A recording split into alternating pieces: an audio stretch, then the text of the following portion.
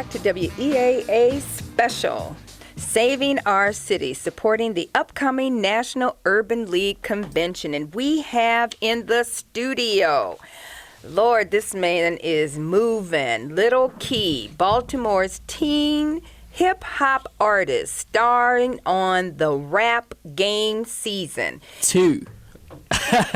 Number 2? Season 2. Season 2. Yes. Okay, correct me. Now, this is produced by Jermaine Dupree. That's some hot stuff right there, buddy. Definitely. I mean, like, for real? Yeah, it was good, y'all. It was good. It was right. So, but Queen Latifah's part of this? Yes, Queen Latifah co-producers. And so, first of all, tell us how you got into this whole business of rap. Now, you're from Baltimore. Yes. You grew up here, and all of a sudden you said, okay, this is what I'm going to do for the rest of my life. Right. What happened? The way I got into rap was mainly off of most of my family members was musically inclined. So, I felt as though that I needed to be a part of it, and I just went and wrote a song. When my mom said she was throwing a talent show, I went and wrote a song. And I'm like, all right, can I open up? You know what I'm saying? I'm trying to open up for the show. I'm trying to get seen too. Right. So after that, she took me as a joke. Like, nah, you're not opening up. I don't think you're ready. So after we went into the studio, because it was more of a rush situation because the show was right around the corner. You know what I'm saying? So after I actually recorded, it turned out nice, and I performed it, and I shut the stage down. What do you mean you shut it down? What does that mean I exactly? shut it down. What do you mean shut it down? Shut it down means, like, had a crowd jumping, rocking, whereas though they want you to perform again. Right. So I opened up and I closed out the show. So that's how it started, and people just referred me for more and more shows. It kind of I also did a gospel rap in church. That was before anything, even before this. Where I just performed a gospel rap, and like the church and my family was like, man, like, I think you got something. So everybody was telling me that I should actually start doing music, and I started out doing it, and we succeeded very well. But then how did you get this? Because I feel as though I created my own lane. Not too many artists in Baltimore are clean. I make clean music. What's clean music? Meaning it doesn't have any curse words, any profanity, so it's appropriate for all ages. You can play anywhere. That's why I think I do so many shows, and why you see me at every event, because my music is appropriate for everybody to rock to. You can see me at somebody's cookout with elderly people. Elderly people gonna rock to it. You can see me at a birthday party, a sweet 16, block parties, anywhere. My music is appropriate and everybody rock with it. And I think that's really important, because we were talking not too long ago about a couple of songs that were that tell the story of social justice and that type of thing, and we couldn't do it. We couldn't do it because everything had so many curse words in it. You couldn't even get the whole message because you had to bleep everything out. So you just lost the essence of what you were trying to accomplish. Right. That's the whole point.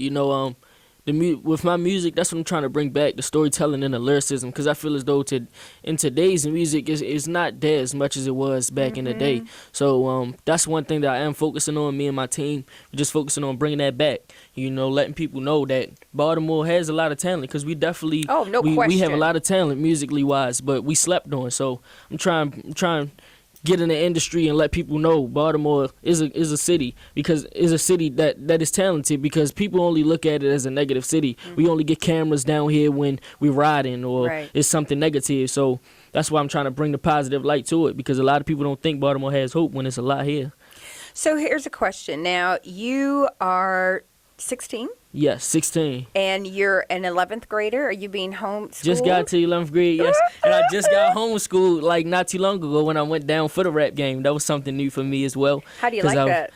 I actually like it better because I feel as though I can travel more. I don't got to sit in school or tell my teachers like, I might not be able to come to class today, so I can just go on the road at any time and just like go on my computer and just go to school. But I think it's easier too as well. It's not easy. I wouldn't say it's easy. It's definitely more complicated because you have to be more focused than you are in school. But do you like it better from an educational standpoint? If we were to look, and my grandson's being homeschooled right now, which is really powerful. I'm really proud of my daughter because of that.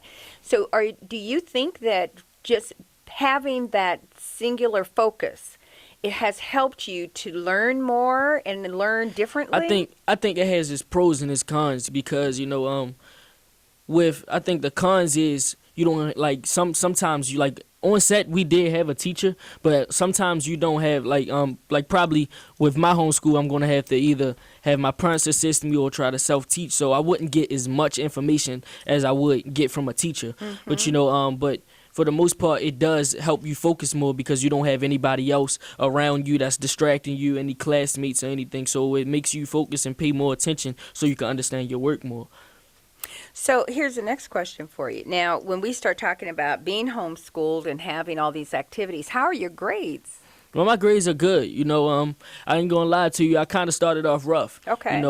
So making the transition. Yeah, I definitely started off rough making the transition from middle to high. Okay. But my parents stayed on me like, no, that ain't. If you can't get these grades, like we gonna stop this music. Right. So I had to make sure I did what I had to do in school. Well, and that's what they're supposed to say. Yeah, and when we got homeschooled, and I got homeschooled, I feel as though I think that's when my grades even rise even higher, because like you said, it makes me focus even more. So can you just hit a couple of little things for us to what, let some us bars? know? Yeah, I mean you gotta do something. Definitely. Yeah, I mean come That's on, what we do. Can you just whip it out? Yeah, I can do that.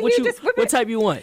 Whatever you give me, Whatever I give you. Because I love music. I love all kinds of music. So just go on and make it happen. I got you. Okay. Look. Yo, I said hands down when a man now on the paper chase color cash route. They wasn't ready, kept me out the south with a wild style when I wild out. But I'm still buzzing by word of mouth. I ain't out, what you talking about? Give you 30 bars, no step, but I'm balling out. I said I'm something like a boss, man, I'm about my business. Never been a quitter, if I start you know I finish. Verbal abuse to the beat, leave it all battered. Mind over mattered, you can say the chitter chatter. Know who you with, $1 million I gotta get. Man, I stay chasing paper, ain't never got time to sit. When that money rolling, best believe it's gonna split. Loyalty, say the same, not gonna change, not a bit. Had a dream, added hustle. Take my family out the struggle. Come together like a puzzle. I'm a pit weed out the muzzle. Calling plays up in the huddle. Man, my buzzer never subtle. If you look for TLK, that mean you looking for some trouble, huh?